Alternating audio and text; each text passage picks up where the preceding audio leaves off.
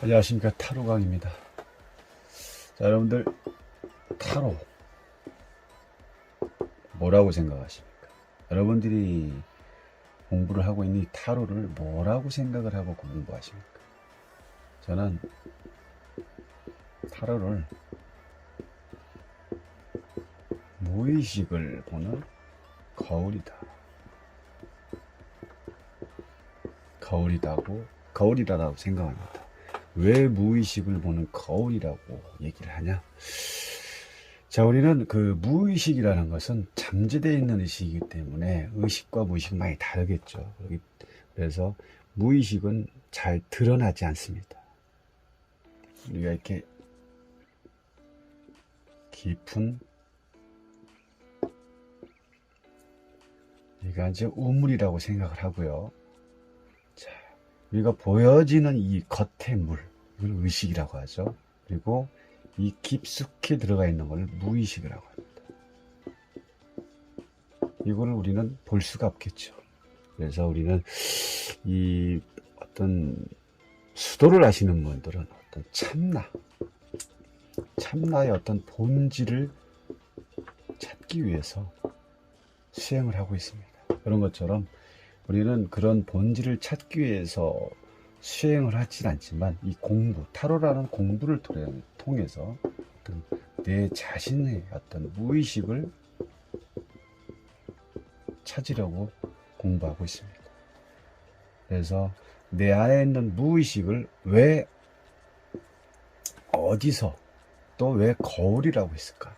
그러면 무의식을 이 타로를 통해서 내 마음속에 보여지지 않는 그 어떤 깊은 내면의 어떤 본질을 타로를 통해서 우리는 찾을 수 있다는 거죠. 그래서 타로를 무의식 속의 거울이다라고 말할 수가 있습니다. 그만큼 타로라는 것은 이 타로의 발견은 아주 대단한 거라고 볼 수가 있는 거죠.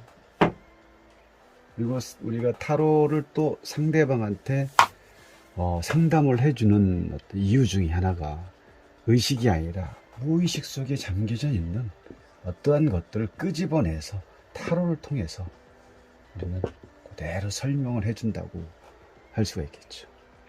그래서 그만큼 타로는 아주 중요한 거다.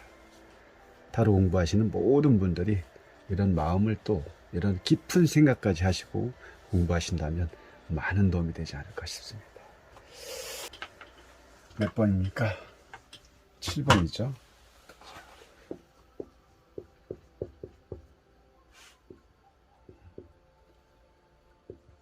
자, 소드죠, 소드. 자, 여기서 우리가 보일 수 있는 게 뭐가 있을까요? 딱 보고 느껴지는 거.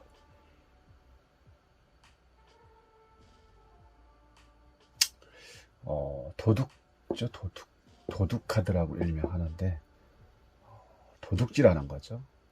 그리고 유출이라든지,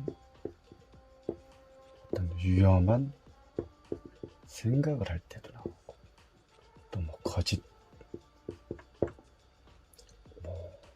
또 가벼운 생각할 때도 그렇고, 신념이 부족할 때도 그렇고, 또 어떤 게 또 크냐면 아이디어 발상이라든지 이런 의미를 가지고 있는 게 검 7번입니다. 카드를 보고 한번 살펴보시죠. 일명 도둑 카드라고 하는데, 카드 속 배경을 딱 보시면 막사가 3개 보이죠? 하나, 둘, 셋. 막사가 보이고요. 또 근데 어떤 남자가 막사 안에서 검을 하나, 둘, 셋, 넷, 5개를 훔쳐 나왔습니다. 군대에서, 그럼 얘가 군대라는 건데, 군대에서 절대적으로 필요한 게 있다면 뭡니까? 여기서 무기겠죠. 근데 무기를 훔쳐오고 있어요. 무기가 없다면 어떻게 싸울 수가 있을까요? 없죠. 이러한 어떤 무기를 한 남자가 훔쳐 나오고 있는 모습이죠. 그것도 5개씩이나. 아마도 뭐, 이 사람은 상대편의 어떤 적이지 않을까, 첩자지 않을까 싶습니다. 우리가 이제 전쟁에서, 이기는 방법 중 병법에 보면 한 가지는 뭐냐면, 무기를 없애는 방법이고요. 또 한 가지는 식량을 차단하는 거겠죠. 그러면 어떤 전쟁을 치를 수가 없겠죠. 그 중, 이 병기인 검을 훔쳐서 나오고 있어요. 그것도 여기 보면 뒤꿈치를 들었죠. 이런 게 중요합니다. 뒤꿈치를 들고 살금살금 소리를 안 내기 위해서. 그러면서 뒤를 돌아보면서 비웃는 듯한 모습을 하면서 훔쳐가고 있습니다. 또 이 카드에서 유심히 봐야 될 것은 뭐냐면 제일 중요한 무기 창고에 보초병들은 없고, 보초병들이 여기 있죠. 보초병들이 없다는 거죠. 또 하나는 검을 7개가 있는데 5개만 들고 2개를 놓고 왔다는 점. 요게 포인트죠. 검 2개 놓고 온 검 2개가 포인트 핵심이죠. 핵심. 결국 이 7개 중 5개를 훔쳐온 거에 대한 이 검에 어떤 쓸모가 있을까요? 왜? 검이라는 건 어딜 잡아야 되냐? 손잡이를 잡아야 되는데 지금 칼날을 잡고 있어요. 이 카드는 이렇게 묘사를 해놨습니다. 칼날을 손으로 잡고 훔쳐 나온다는 것은 결국 스스로 다칠 수 있다. 또는 실패할 확률이 크다는 거죠. 카드를 이렇게 조심히 관찰하다 보면 이런 것까지 다 이렇게 보일 수가 있겠죠. 이런 걸 봐야 우리가 상담하는 데 많은 도움이 됩니다. 다시 말해서 우리가 이제 2개의 회사가 있다. A 1번과 2번. 1번과 2번의 어떤 회사가 서로 경쟁인 상태. 같은 물건을 두고 경쟁을 해야 되는 상황이라고 본다면, 이 서로 어떤 한 회사에서, 뭐 1번이라는 회사에서 2번이라는 회사에 대해서 같은 물건을 가지고 출시를 해야 되는데, 서로가 어떤 정보의 어떤 싸움이겠죠. 이 상황에서는 정보력을, 누가 정보를 빨리, 그랬기 때문에 정보를 빼오긴 빼오는데, 그럼 상대방 회사를 비방하거나, 여기서 어느 회사에서 어떤 회사가 될지 모르겠지만 상대방 회사에서 아마 정보를 유출을 할, 정보를 빼오려고 아마 혈안이 돼 있을 거라고 생각합니다.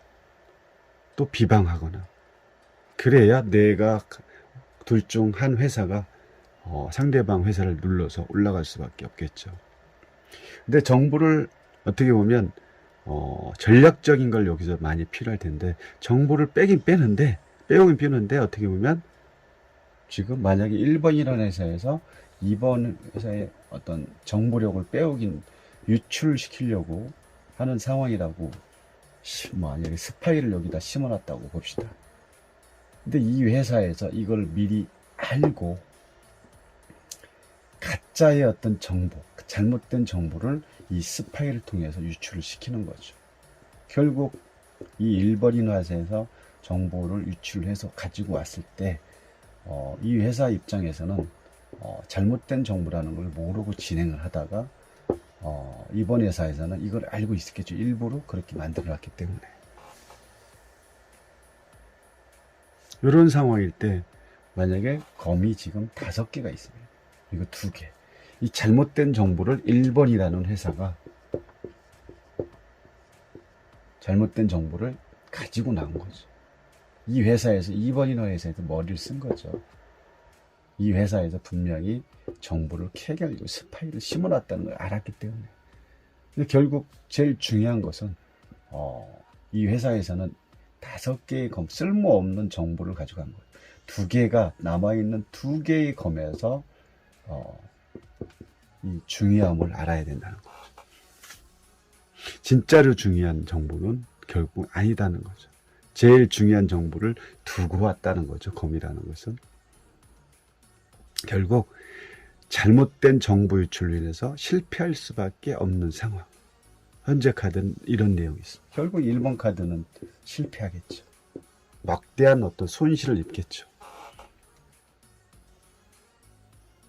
그래서 이 두 개의 이 검이, 두 개의 검이 성패를 가늠할 가장 중요한 정보력이다라고 보시면 되는데, 결국 이 남자는 검을 훔쳐오고 있지만 결국 잘못된 검을 가지고 와서 쓸모없는 검을 가지고 올 수밖에 없는 상황인 거죠. 그래서 이 카드는 잘못된 정보를 빼오는 바람에 실패로 돌아간다. 이로 인해서 막대한 손실이 또 생길 수 있다라고 보시면 돼요. 만약에 상대방 카드가 이 카드가 딱 나와서 카드를 보는데 상대방을 좀 더 주의 깊게 면밀히 살펴볼 필요가 있겠죠.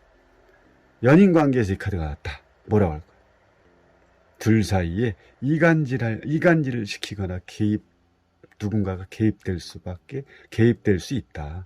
아니면 구설수라는 사고, 이런 일로 인해서 난처해질 수 있다는 거죠. 또 이 카드가 어떨 때 잘 나오냐면 물건을 잃어버릴 때 잘 나옵니다. 핸드폰이라든지 지갑, 팔찌, 귀걸이 이럴 때 잘 나오고요.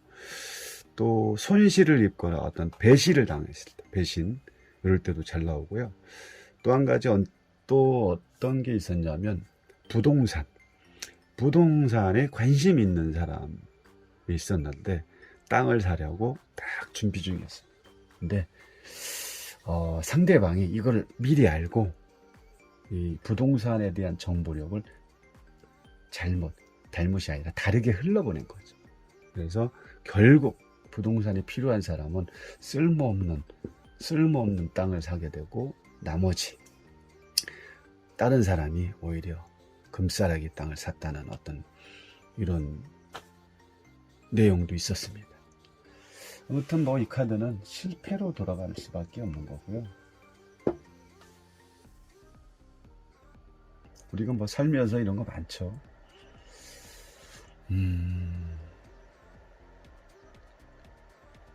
또 뭐가 있을까요? 아니면 또 누군가가 만나는데 상대방이 살짝 거짓말을 하고 있을 때, 이럴 때도 나오고, 아니면 누군가를 몰래 만날 때, 그럴 때도 나오고. 또 어떤 게 또 뭐가 있을까? 그렇죠. 어떤 상대로 인해서 어떤 금전적 손실을 볼 때나, 또 집에 도둑이 든다거나 어떤 사기, 이럴 때도 많이 나오고 있습니다. 그냥 내부에 적이 있는 상황입니다. 이 상황에서. 자, 오늘 검, 소드, 7번에 대해서 두서없이 얘기했습니다. 많은 도움이 되시기 바랍니다. 감사합니다.